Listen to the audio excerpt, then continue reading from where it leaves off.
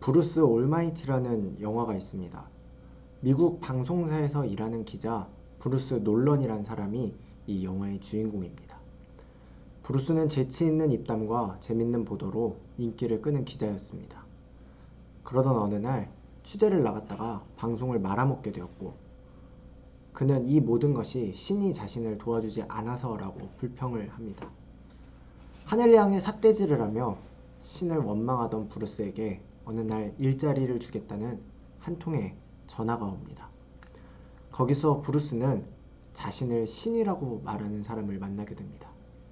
브루스는 신에게 그동안 왜 자신을 방치했냐며 울분을 쏟아내고, 신은 브루스에게 신의 모든 능력을 선물해 줍니다. 처음에 브루스는 그 능력을 마음껏 사용하면서 자기 좋을 대로 행동합니다. 여러분 상상해 보십시오. 여러분에게 초능력이 생겨서 그 능력을 마음대로 행하는 삶은 얼마나 놀랍고 즐거운 삶일까요? 하지만 우리의 바램과는 다르게 브루스의 상황은 점점 꼬여만 갑니다. 신의 능력을 선물 받은 브루스는 그 능력을 슬기롭게 사용하지 못했고, 결국 생사의 기록까지 가는 난관에 봉착하게 됩니다. 결국 브루스는 신의 능력으로도 행복해지지 못합니다. 이 영화는 평범한 사람이 신에게 특별한 힘을 얻어 남용하다가 깨달음을 얻는 내용으로 마무리가 됩니다. 이 영화의 이야기를 서론해 드리는 이유는 영화의 내용과 주인공인 오늘 우리가 살펴볼 인물이 유사점이 있기 때문입니다. 오늘 우리가 함께 살펴볼 성경의 인물은 삼손입니다. 삼손은 이스라엘의 왕이 없던 시절에 이스라엘을 이끌던 사사였습니다. 사사들이 이스라엘을 다스렸던 시기에는 사사기 순환구조라는 독특성을 지닌 시기였습니다. 사사기 순환구조란 이스라엘 백성이 하나님 앞에서 죄를 짓고 죄의 결과로 하나님께서 그 이스라엘 백성에게 징벌을 행하시고, 징벌을 당하는 이스라엘 백성이 하나님께 회개하고 하나님께서는 그 회개를 들으시고 이스라엘을 다시 용서하시고, 이스라엘 백성은 용서받았다는 사실을 망각하고 다시 죄를 짓는 이 사이클을 순환한다라고 표현을 했습니다. 삼손이 태어날 즈음에도 이런 순환은 계속되고 있었습니다. 삼손 탄생 당시에 이스라엘 백성은 하나님께 또다시 불순종하였고, 하나님은 그 불순종의 징벌로 40년간 블레셋 사람들과 전쟁을 치르게 하였습니다. 그러자 이스라엘 백성은 또 다시 하나님께 간구하며 회개하였고, 하나님께서는 삼손이라는 사람을 사사로 세우셨습니다. 삼손은 그 탄생부터 아주 특별했습니다. 삼손의 어머니는 마노아라는 사람입니다. 하나님의 천사가 마노아에게 아들이 태어날 것을 알려주었습니다. 천사는 마노아에게 내가 아들을 낳을 것인데 그 아들은 이스라엘을 구원하는 일을 할 사람이다. 그렇기에 그 아들은 나실인이 되어야 한다 라고 말해주었습니다. 나실인이 무엇입니까? 나실인은 구별된 사람으로, 나실인의 종류에는 두 가지 종류가 있습니다. 내가 원해서 나실인이 되는 경우와 날 때부터 나실인인 경우가 있습니다. 나실인의 특징은 머리를 자르지 않고 술도 마시지 않으며 부정한 것도 만지지 않아야 합니다. 내가 원해서 나실인이 된 경우에는 나실인의 그 기간이 지나면 머리도 자를 수 있고 술도 마실 수 있고 했지만, 날 때부터 나실인인 경우에는 죽을 때까지 이 나실인의 규례를 지키는 삶을 살아야 했습니다. 하나님은 이스라엘을 구원할 삼손에게 아주 특별한 능력을 주십니다. 하나님은 삼손에게 엄청난 힘을 선물로 주셨습니다. 삼손은 이 힘을 이용하여 블레셋과의 전쟁을 이끌었습니다. 삼손은 혼자서 나귀 뼈로 블레셋 1000명을 때려 죽이는 등 이스라엘과 블레셋의 전쟁에서 하나님께 선물 받은 능력으로 활약했습니다. 혼자서 1000명을 때려잡을 정도면 이것은 사람이 아무리 혹독하게 훈련을 받는다고 해도 불가능한 일입니다. 이 힘은 하나님이 이스라엘을 구원하라고 삼손에게 주신 힘이었습니다. 하지만 삼손은 그 힘을 오롯이 이스라엘을 구원하는 일에 사용하지 않았습니다. 삼손이 얼마나 제멋대로 살았냐면 삼손이 너무 강하니까 블레셋 사람들이 삼손에게 복수는 못하고 삼손의 부인과 장인어른, 즉 처가 식구들을 불질러 죽입니다. 그런데 그런 일을 겪고도 삼손은 블레셋 여자에게 반해서 그 여자와 연애를 시작합니다. 그런데 그 블레셋 여자는 결코 일반인이 아니었습니다. 그 블레셋 여자는 자신의 몸을 돈을 받고 파는 기생이었습니다. 하나님께 선택을 받아 이스라엘을 구원으로 이끌어야 하는 삼손이 자기 가족을 죽인 전쟁 상대 나라의 기생에게 반해서 하나님께서 맡기신 일은 하지 않고 제멋대로 살기 시작한 것입니다. 삼손이 반한 기생의 이름은 여러분들이 다 아는 그 유명한 들릴라입니다. 들릴라는 어느 날 삼손에게 그 힘의 비결에 대해서 묻습니다. 그러자 삼손은 처음에는 말해주지 않았습니다. 3번에 걸쳐 들릴라는 삼손을 유혹했습니다. 결국 삼손은 그 유혹에 넘어가 힘의 비밀을 사실대로 말했습니다. 사실 난 날 때부터 하나님께 선택받은 나실인이야. 내가 머리를 빡빡이로 밀면 하나님께서 주신 힘이 사라지고 나는 다른 사람과 같아질 거야 라고 삼손은 들릴라에게 말합니다. 그 비밀을 들은 들릴라는 블레셋 사람들에게 삼손의 힘의 비밀이 머리카락에 있다는 것을 알립니다.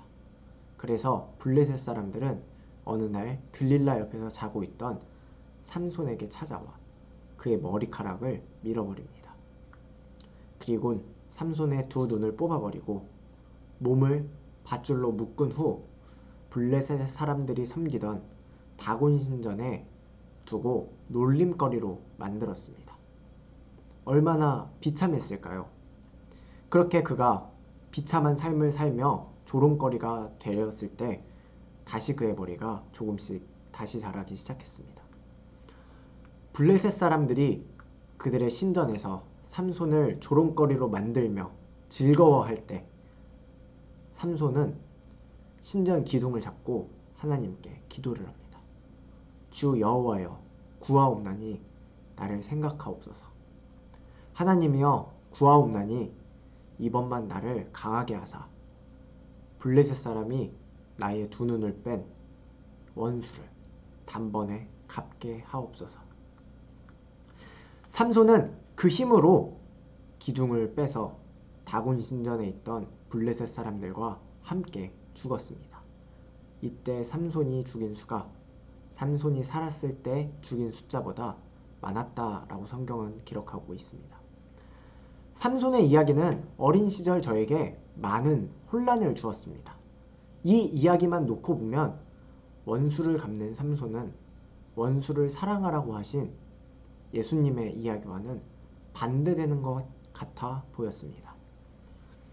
삼손의 이야기는 잘못 이해하면 우리의 신앙에 오해를 불러올 수도 있습니다. 삼손의 이야기는 성경 전체의 이야기와 연결을 해서 이해해야 합니다. 특히 예수님의 이야기, 구원 이야기와 연결을 해서 이해해야 합니다. 예수님과 삼손이 연결되는 부분을 앞서 말씀드린 삼손의 이야기와 우리가 잘 알고 있는 예수님의 이야기를 계속해서 떠올리면서 들어주시길 부탁드립니다. 연결의 시작은 이스라엘의 불순종과 40년 동안 블레셋과의 전쟁입니다. 어떤 사람들은 그렇게 말합니다. 성경이 편집되었다, 조작되었다. 그 연대의 기록이 정확하지 않다. 그런데 성경의 기자들은 의도를 가지고 그 연도나 용어를 활용하곤 합니다. 블레셋 민족의 광야 생활, 이스라엘 민족의 광야 생활 또한 40년입니다. 이는 인간의 범죄의 대가를 상징하는 것입니다. 블레셋과의 전쟁, 블레셋은 그 죄의 대가인 죽음을 상징하는 것입니다. 하나님께서는 그 범죄의 대가에서 자신의 백성인 이스라엘을 구원하시려고 삼손을 날 때부터 구원자로 정하십니다. 이는 예수님의 탄생과 삼손의 탄생의 유사점을 우리가 또 찾아볼 수 있습니다. 하나님의 천사가 마리아에게 오셔서 아들을 낳을진데 그 아들 예수가 그 백성을 구원하겠다고 하신 것과 삼손의 탄생이 매칭이 되는 모습을 우리는 찾을 수 있습니다. 하지만 삼손은 하나님께서 죄의 문제를 해결하기 위해 보내신 메시아, 하나님 구원자 그 자체는 아니었습니다. 삼손은 인간이었습니다. 그렇기에 예수님께서는 3번의 시험을 이겨내셨지만 삼손은 죄의 유혹에 무너지고 말았던 것입니다.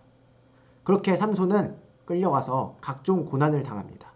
우리 예수님 또한 십자가의 고난을 당하십니다.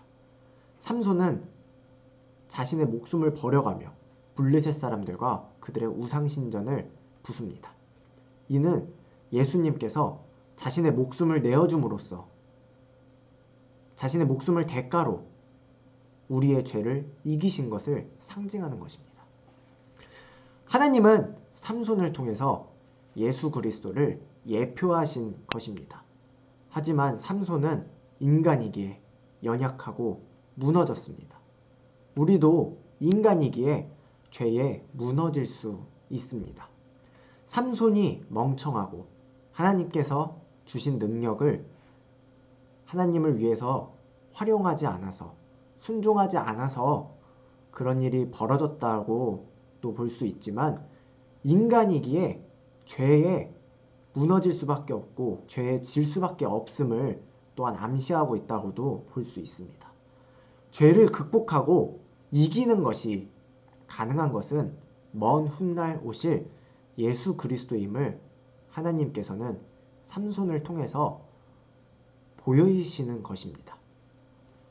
삼손의 이야기를 통해서 하나님께서 보이고자 하신 것은 먼 훗날 구원자로 오실 예수 그리스도, 진정한 죄를 이기실 승리자 예수 그리스도입니다.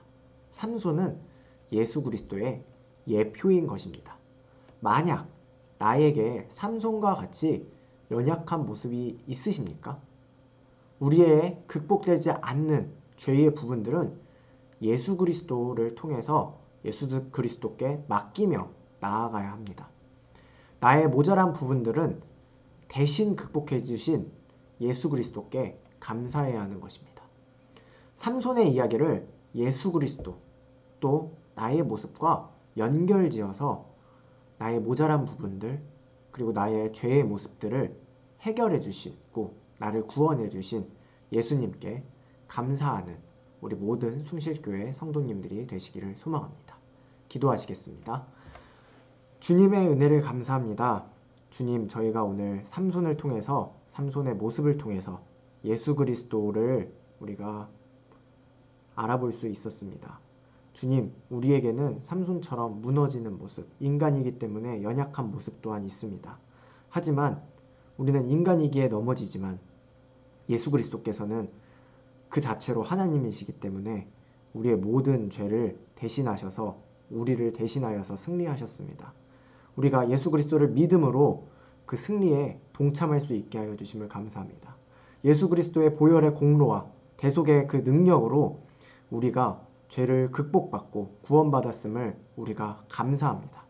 우리가 예수님께 감사함으로 나아갈 때 주님 항상 저희와 함께하여 주시고 저희를 인도하여 주시옵소서. 감사드리오며 예수님의 이름으로 기도드립니다. 아멘.